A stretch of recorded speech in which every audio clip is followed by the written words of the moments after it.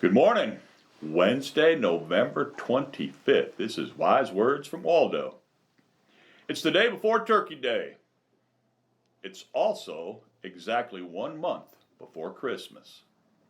We're pausing to give thanks this week. It ought to be an attitude all year long. But I've been focusing on being thankful for some of the things that I often take for granted. Ralph Waldo Emerson said, "If the stars only appeared one night a year, we'd be excited."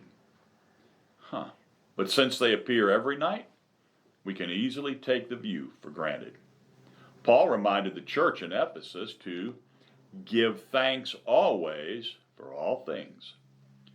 Psalms reminds us that when we come before his presence, we should come with thanksgiving.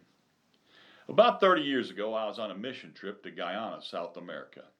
I was in the southern part of the country, deep in the jungle. It was near the equator. It was wet and hot. There was no relief from the heat. For 10 days, all I could think about was being cool. I'd lay on the cot at night and just sweat. All I could think about was a cold, icy drink and an ice cream cone.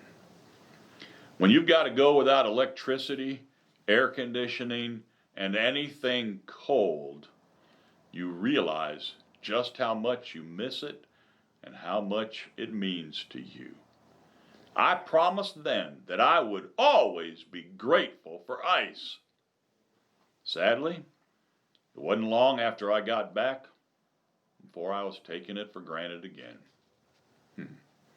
Viktor Frankl was a Nazi death camp survivor. He tells about the horrible conditions. He tells that the men in the camp would often dream about the things they missed.